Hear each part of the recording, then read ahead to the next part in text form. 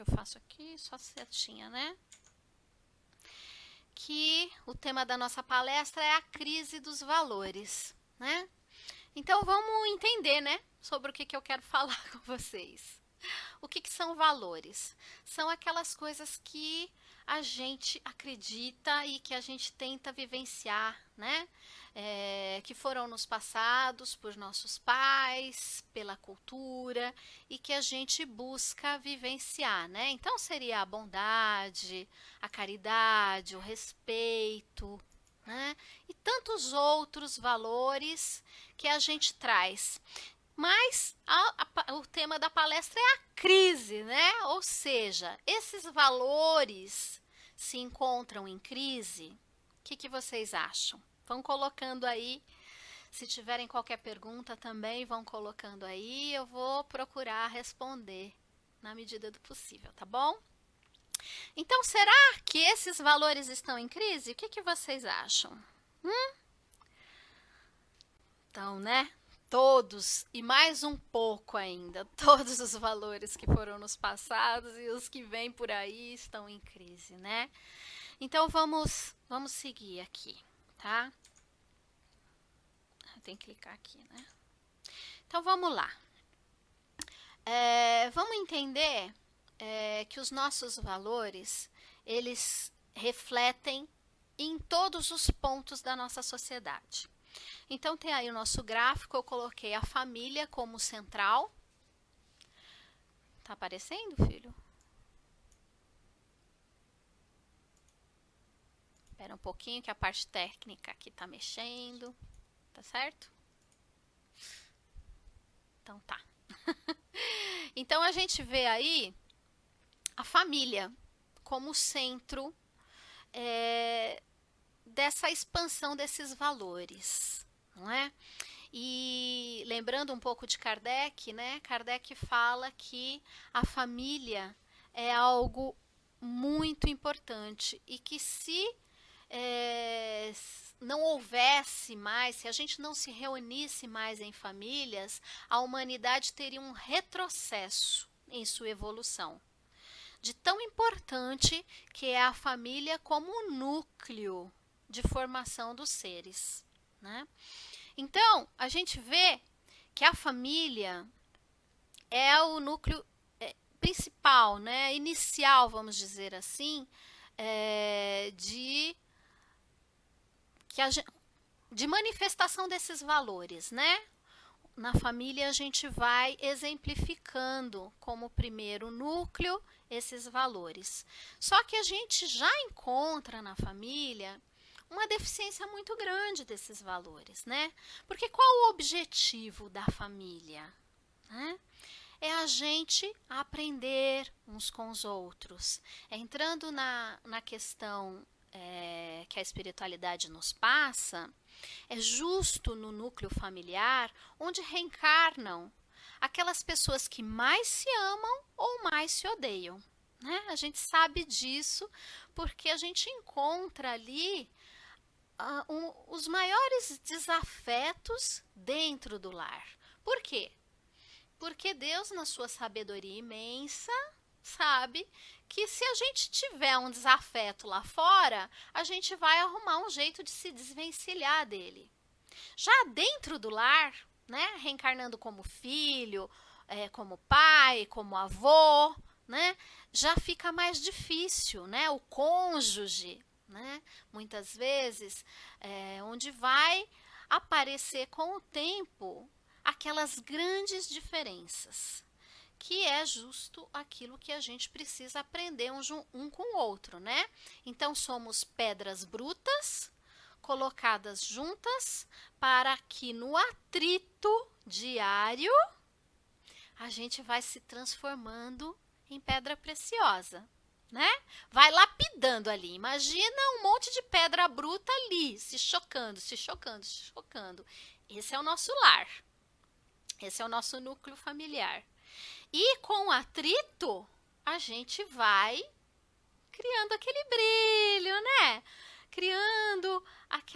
Recebendo aquele polimento para se tornar uma pedra mais brilhante, tá? Só que a gente vê no núcleo familiar que os valores estão sendo deixados um pouco de lado, né? Porque ao invés da família se unir e estar juntos, um aprendendo com o outro, a gente vê hoje, principalmente hoje em dia, né, com a tecnologia que está nos propiciando essa palestra, né? Então nada é ruim, depende do uso que se faz dele. A tecnologia acaba afastando os membros da família.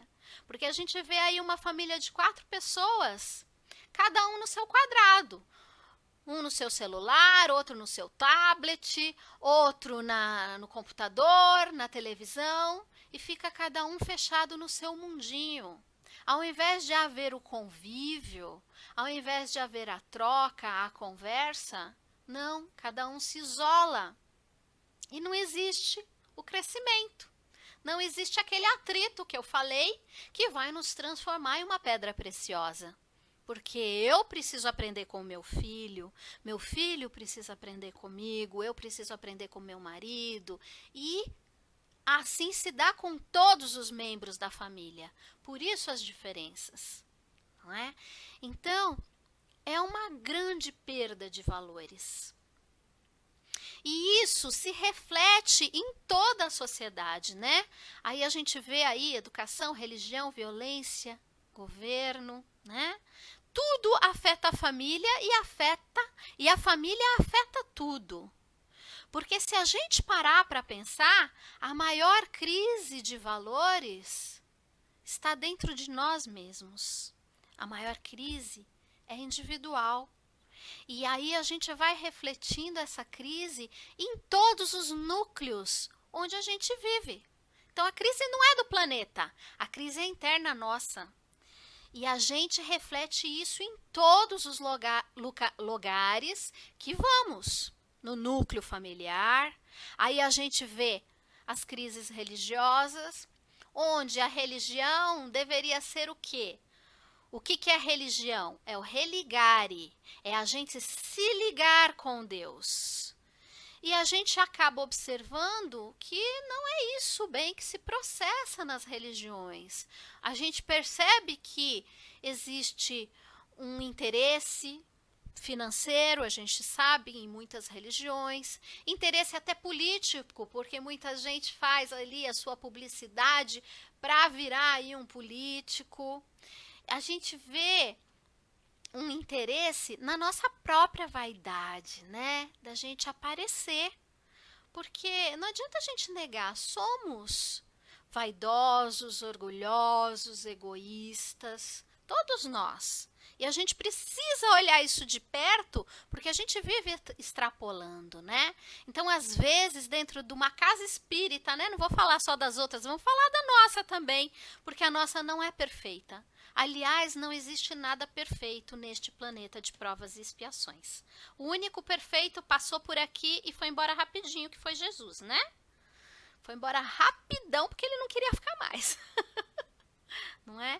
Então, o que a gente vê dentro do meio espírita, dentro das casas espíritas? Disputa de poder em cargos, né? Ah, eu quero ser dirigente. Ah, se eu não for o dirigente, não tem graça, né? Trabalhar como qualquer outro, né? Então, é bem complicada essa situação que a gente encontra também no meio espírita, não é? Bom, a parte da violência. Vamos falar um pouquinho da violência, né? Por que tanta violência? Como que a gente lida com uma pessoa que é violenta? A gente exclui ela da sociedade. Né? Quando a gente consegue pegar, o que a gente faz? A gente põe ali na cadeia, isolada, não é? E a gente sabe que a cadeia é a faculdade do crime, a pós-graduação do crime. E aí a gente acha que colocando a pessoa ali, tá tudo resolvido. Não tem nada resolvido. A coisa fica pior, porque ele entra para a cadeia como um ladrão, vamos dizer assim, de galinha, né? Roubou ali porque estava numa situação difícil, entra na cadeia, vai fazer a faculdade do crime, a pós-graduação, e quando ele sai de lá, ele é um formador de ele tem uma quadrilha já, né? E por quê? Porque está em crise. E a gente não reformula isso. Os governantes não olham para esse lado. O governo está em crise por quê? Justamente porque se desvirtuaram todos os valores. Qual a função do governo? Auxiliar o povo, orientar, administrar. E a gente percebe que não é isso que acontece, porque todo mundo que entra para o governo está pensando em enriquecer. Então, existe uma crise de valores. Na educação não vou nem comentar, né, gente? Porque é um caos a educação aqui no nosso país. Então, está tudo em crise, né? Aqui eu coloquei alguns exemplos de como vivenciamos a crise em todos os locais e principalmente dentro de nós. Vou falar um pouco mais disso daqui a pouco. Bom, e a crise, ela acontece para quê? Ela acontece para sacudir a humanidade, para fazer com que a gente reflita, para fazer com que a gente pense, para fazer... Desculpa aí. Para fazer com que a gente caia na real que essa crise está acontecendo por nossa culpa. Reflexo de nós. Não adianta a gente ficar culpando o governo, as penitenciárias, a educação. Nós fazemos parte de tudo isso, não é? Então, o que a gente tem que fazer quando percebe uma crise? Parar e refletir, né? Então, a finalidade da crise é fazer com que a gente saia daquela situação conflitante, que a gente busque uma solução, busque uma saída. É para isso que serve a crise. Só que, infelizmente, a gente não lida assim com ela, porque senão muitas das nossas crises já estariam resolvidas. É que a gente vai deixando, não é? A gente vai deixando para lá. As crises, na realidade, são a lei de ação e reação agindo em nossas vidas, nos cobrando uma mudança de postura, não é? E se a gente não muda, o que acontece? Nada muda. Então, é a minha ação que em determinado momento retorna para mim. E aí, o que eu faço com essa reação? Eu culpo o outro, né? Vou dar um exemplo, uma separação, né? Uma separação não, uma traição. A gente fala, eu fui traída, aquele canalha, nossa, aquele salafrário. Mas, gente, em algum momento a gente contribuiu para isso. Em algum momento, a gente não olhou para a nossa relação como deveria ter olhado. Em algum momento, a gente se descuidou dessa relação. E é óbvio que traição não estou aqui defendendo, né? Mas às vezes a parte mais fraca acaba indo para esse lado, não é? Ninguém pode dizer, eu não sabia.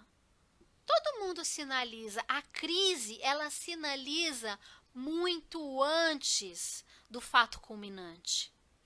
Um desemprego, por exemplo, ser mandado embora. Será que o nosso chefe às vezes não sinaliza para a gente,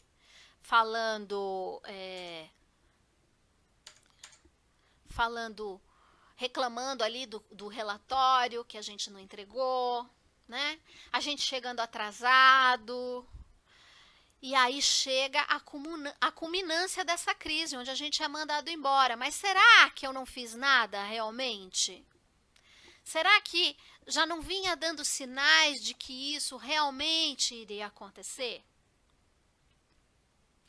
Então, toda a crise, ela não vem abruptamente. Ela vai acontecendo e o que nos falta é perceber, é olhar para ela, é observar, né? As crises, elas são vistas de uma maneira ruim, sem controle, que gera medo e desequilíbrio para a sociedade.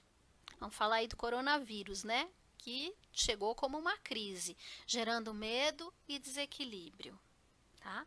Mas não é bem assim. Porque toda crise, ela traz pra gente mudanças, se a gente refletir sobre elas, né? A gente precisa ter essa reflexão e a partir da reflexão, a gente aprende, gerando as mudanças em tudo, em todos os setores. Mais para frente eu vou falar mais especificamente do nosso coronavírus, né? Mas precisamos enxergar os momentos de crise de uma maneira mais positiva, como sendo a culminância, ou seja, o copo tá cheio, vai transbordar e aí eu vou tomar uma atitude, não é? Porque é para isso que servem as crises. E nesse momento, o que a gente tem que fazer? Se perguntar, por que isso está acontecendo em minha vida? Sentar ali no banquinho e refletir. E pensar, o que eu fiz? Aonde eu contribuí? O que eu fiz para que isso tivesse acontecendo? Tá, no coronavírus não fizemos, entre aspas, né, grandes coisas, né? Às vezes a coisa é tão grande, né? A gente fala do governo, né? O que eu fiz para ter esse governo que tanto rouba? Vamos parar e refletir, gente. Será que a gente não é corrupto também? Será que a gente não erra no troco às vezes e percebe, mas deixa quieto? Será que a gente não compra CD pirata?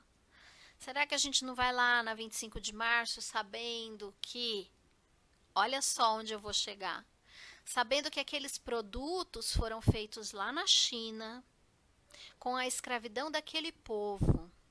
Eu não sei se vocês já viram aonde moram os chineses. Eles moram num cubículo, né? Os pobres, tá, gente? Eu tô falando dos pobres, obviamente. Eles moram numa gaiola, é um cubículo, onde a pessoa dorme, a cabeça dela fica do lado do vaso sanitário. Eles pegam apartamentos antigos e dividem com divisórias e sublocam. E o aluguel não é barato, não. Eu estava pesquisando na internet um quadradinho de 1 metro por 2, R$ 2.500 eles pagam de aluguel. E o teto? O teto, ele é muito baixinho. É bem baixinho, né? Tem 1,60 m, 1,70 m no máximo. E o que acontece em um local como esse? Proliferam-se muitos vírus que vão para todo mundo. E aí a gente vai dizer que a gente não é responsável? A gente compra coisas da 25 de março. Eu compro, gente. Então, precisamos refletir. Será que eu não sou culpado do corona? Vamos pensar? Acho que sim, hein? Se a gente refletir, a gente vai encontrar os culpados, tá? E que a gente tem o dedinho. Porque é o que a doutrina espírita nos fala, né, gente? Se a gente não tivesse que passar por determinada situação, a gente não iria passar.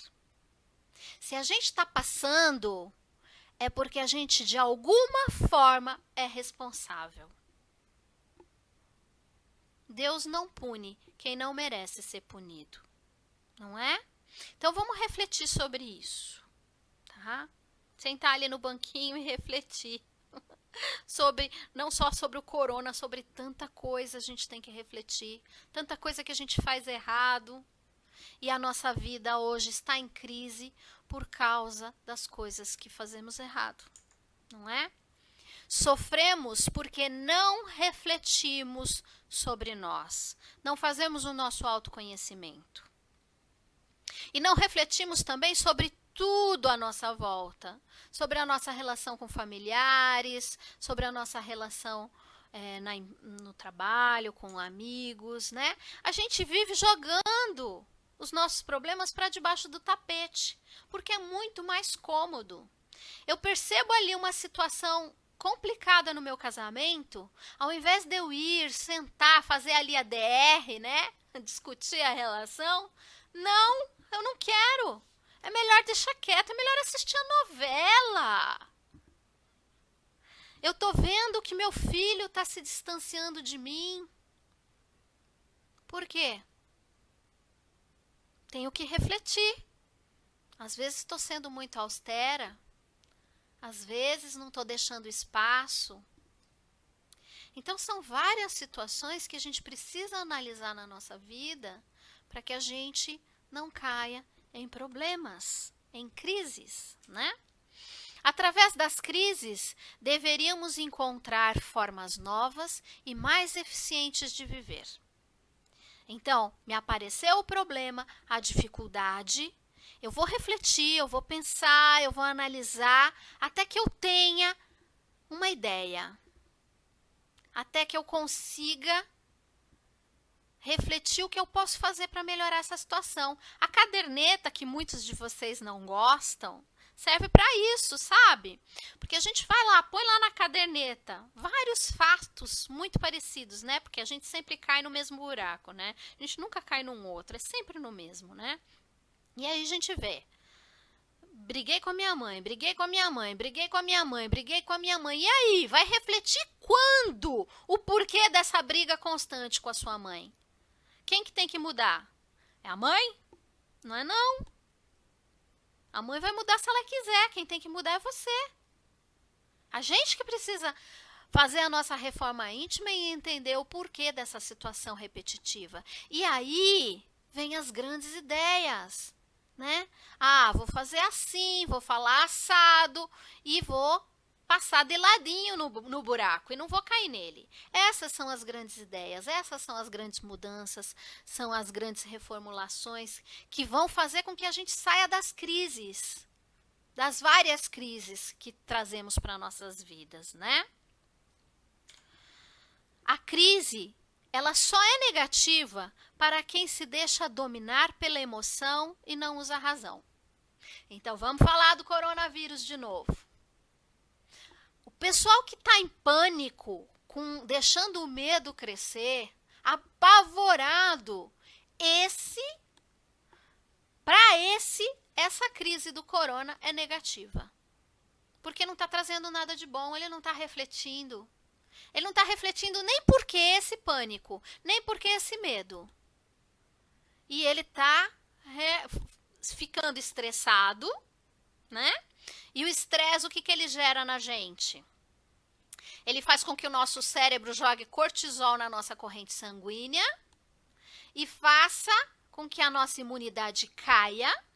E aí a gente vai ou pegar o corona ou pegar qualquer outra doença. Porque nos fragilizamos por conta de uma situação que a gente já sabe o que tem que fazer. Lava a mão, troca de roupa, se precisar sair, procura evitar sair. Se não der, sai, faz o que tem que fazer. Evita o contato com as pessoas de risco. O que mais que tem que falar? Para que ficar falando disso 24 horas por dia? O que denota isso? O nosso desequilíbrio, não é? Então, a gente não pode, em nenhuma situação de crise, deixar que a emoção domine, porque não vai levar a uma saída racional, não é? Agora, só para finalizar, tem uma mensagem aqui do Dr. Bezerra de Menezes, que é muito legal e muito propícia para o tema de hoje e para a vida, né? Momento de crise é momento de um passo adiante. Retroceder, rebelar ou estacionar, nunca. A crise pede avanço. E se a crise chegou para cada um de nós, é hora de levantar, mudar e seguir em frente na construção de um novo tempo de amor e paz. Então, aí a gente finaliza com a mensagem do Dr. Bezerra.